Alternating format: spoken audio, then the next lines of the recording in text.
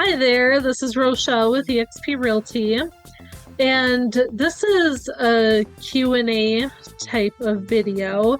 I get asked a whole bunch of different questions all the time, but what I have noticed is that there are 4 questions that I get asked much more than any other questions. Now, if you have any other things that you want me to address, please contact me. I would love to know what you have on your mind, and I will definitely get back in touch with you. So one of the questions is interest rates. So as we all know, back in the summers of like 2020, 2021, those interest rates were just bare minimum. And then in 2022, the interest rates started to creep up. And then in about the early months of 2023 is when interest rates started to just kind of plateau. So people are asking me, do I think interest rates are going to fall? Now, I am not an interest rate expert, and I cannot foresee into the future. But from the lenders that I do work with, they would be able to talk more. Now, on the day that this video is being done, it's July, it's in 2023, and right now, interest rates are just a little under 7%. And I don't know what it will look like in July of 2024 or anything like that. But when people are saying, wow, that's so crazy. Back in July of about 1982, I wasn't buying houses.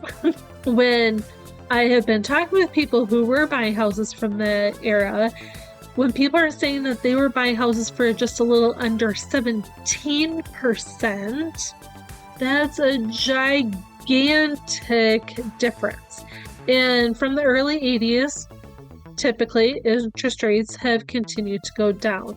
And then when it hit where it was like 2 and 3%, and people were just, refinancing their houses left and right and being able to afford a giant house with affordable mortgage payment. And now a lot of people are saying, I cannot afford my home at today's interest rates.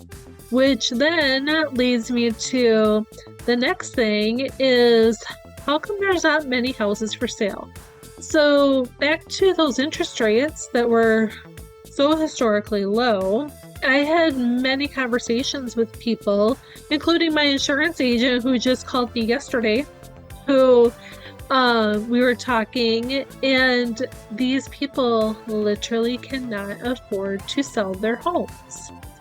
Now, if you have a situation where you must sell your home because you're in a relationship that isn't working and now all people need to sell and move somewhere else, and let's say your interest rate was at 3% and now you are looking at interest rate of 6% and you can only afford the payment that you had been making, guess what's happening to the house? You're going from this big to probably that big. Or you're having to move to a more affordable area and to have a house of the same size. But the point is that people who are needing to have a mortgage are not typically able to sell their house to take on a mortgage of a different house and still maintain a payment that is right for them with the type of house and the space that they need that will be right for them. So I have conversations all the time with people who say, we bought our starter house and now we need to sell and get into something bigger, or they want more land. But they just have realized that it's just not possible. Also, here in Rochester, Minnesota, and Southeast Minnesota, we have an incredibly strong economic driver here of the Mayo Clinic. which brings in people who are going to be working there. They need housing. It's bringing in people for temporary living for 5 years or less who still need housing, but they may not want to buy, so they may want to rent, and they may want to rent a single family home.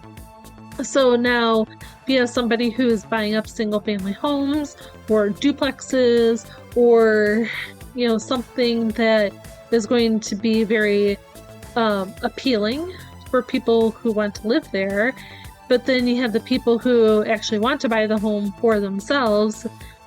That's one of the reasons why there's not many houses for sale, is that other people are already buying up to have for rentals. And also around here, another reason why houses may not be for sale is, like I said, such a strong economic driver that we have here, that the demand for housing, builders can't keep up. So that's why when I talk with people and they say looking to buy a house, it's like you have to be extremely motivated. You have to get all of your finances in a row, know what you want, be prepared to make that offer, have a real good offer with earnest money and all this stuff, so that way you don't mess around with being told, sorry, your offer was not accepted. So another question that I get asked is, hey, I'm looking for a house. I'm looking for a 4-bedroom, 2-bathroom house in Northwest Rochester for $200,000, or some other very specific price